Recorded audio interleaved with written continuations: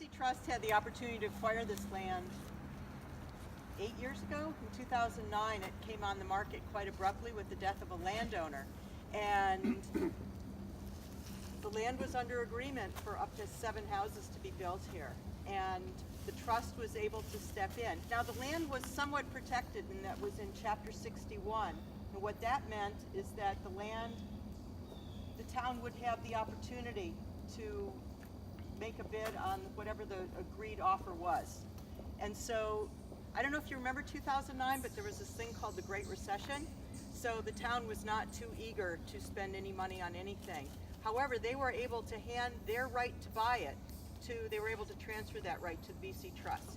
So we bought the land. Unfortunately, we didn't have $1 million in cash lying around, so we had to subdivide off 4 houses and subdivide off a little more and sell, and we were able to preserve 24 acres.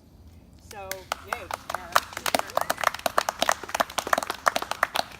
And it took a while for all this to be done. We didn't want to do any trail work or anything until all the boundary lines were set and the construction was basically done, just for safety reasons. So here we are, 8 years later. Oh, that did not sound good. No, that's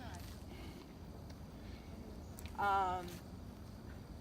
So there are many people to thank.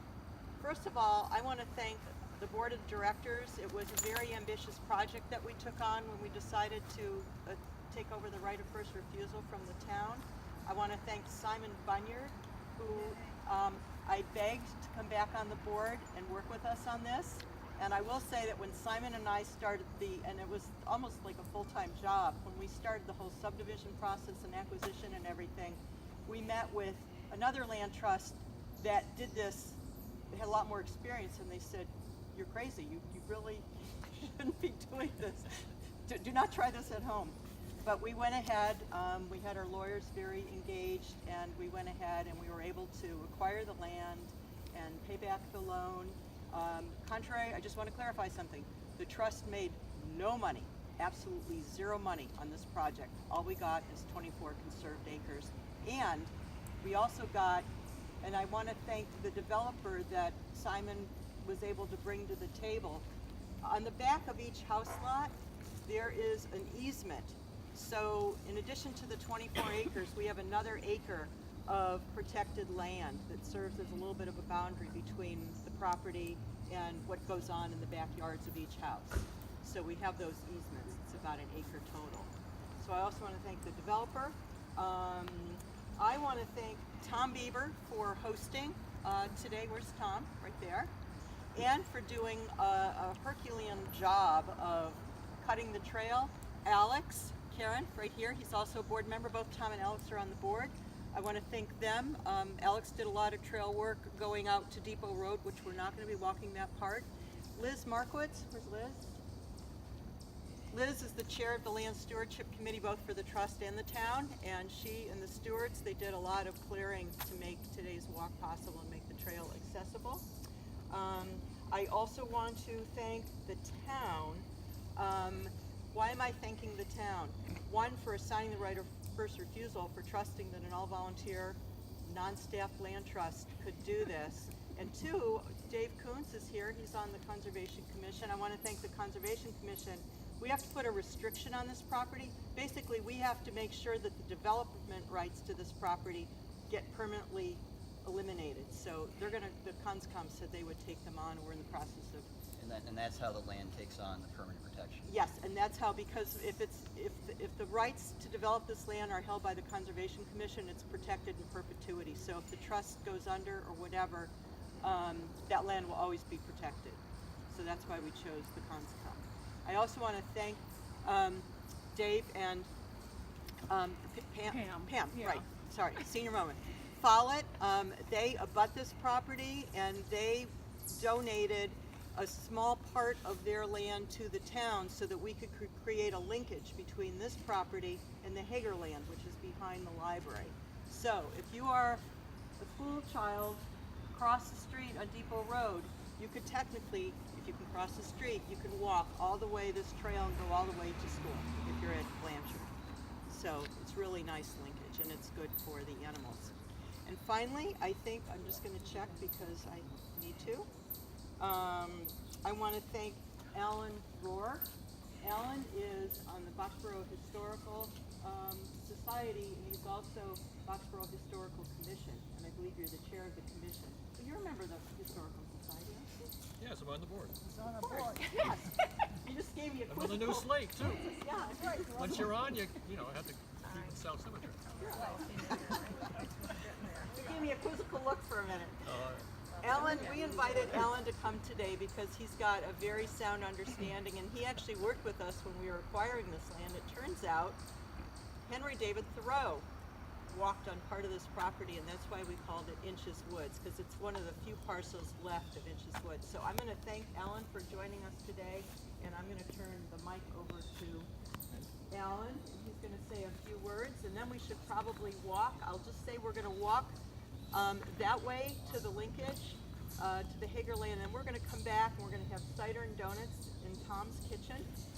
And depending on, I know it's going to start raining, so Rita, maybe you could say just a few quick words about the conservation importance and the high conservation value of this property. absolutely. This land, and David, you're going to correct me if I don't capture it all, but one of the reasons that we wanted to protect this land, we thought it was so important, not only for historic reasons, but for environmental reasons and conservation reasons. One, it's good habitat. Two, it's got upland, which we're going to be walking on the upland. It also is wetland.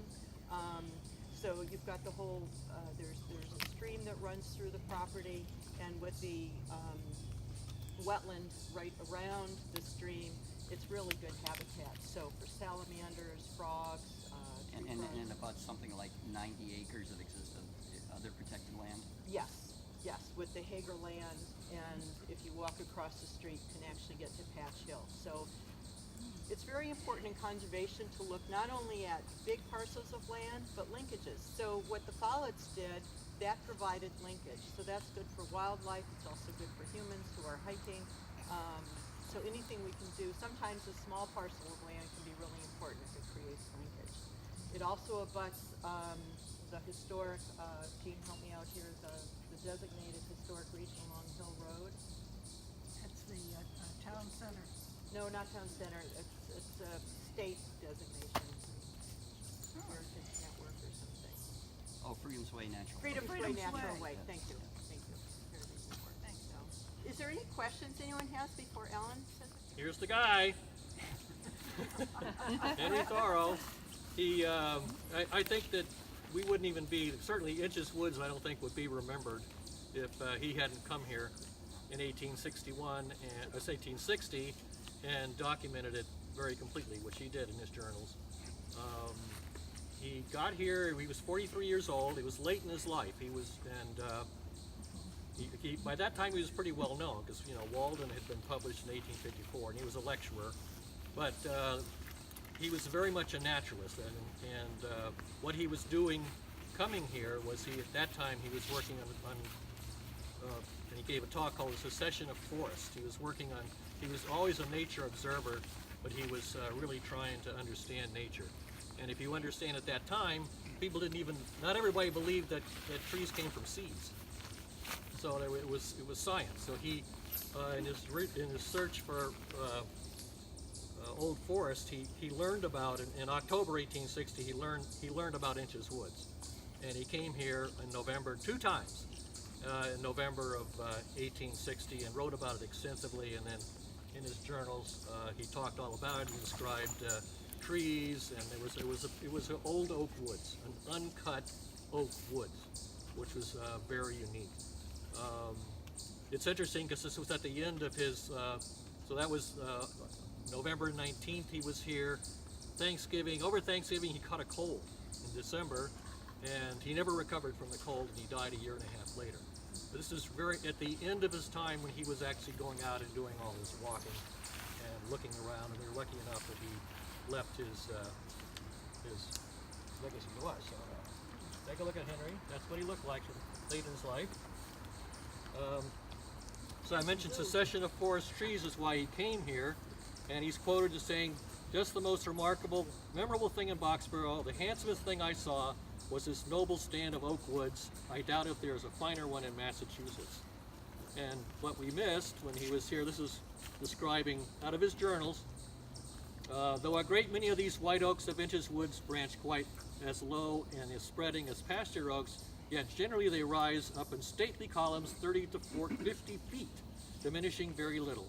When in the midst of this great oak woods, you look around, you are struck by the great mass of gray-marked wood that fills the air, consisting of sturdy trees from 1 to 3 and even 4 feet in diameter, whose interlacing branches form a canopy. A peculiarity of this is, as compared with much younger woods, is that there is little or no underwood, and you walk freely in every direction, though in the midst of a dense wood. You walk, in fact, under the wood. Seeing this, I can realize how this country appeared when it was discovered. Such were the oak woods which the Indians tread hereabouts. So, where was he? Here's a map I made from a combination of property lines and also the descriptions of his travels. I'm going to have a modern version of it. And we're like right here. We're on the northern edge of Inches Woods. And on this little map I'll pass around, I traced his visits, again out of his journals. But the main part of the woods where the big oaks were, I think, are actually more over toward where the library is now. But this is very much part of Inches Woods. And there are his visits. Pass that around. And what I did to orient us, here's a map from our illustrious town website that shows the modern boundaries. Here's the property we're talking about. Here we are right here, and there's the boundaries of Inches Woods. So that kind of connects us up to today. So the question becomes, what became of the woods?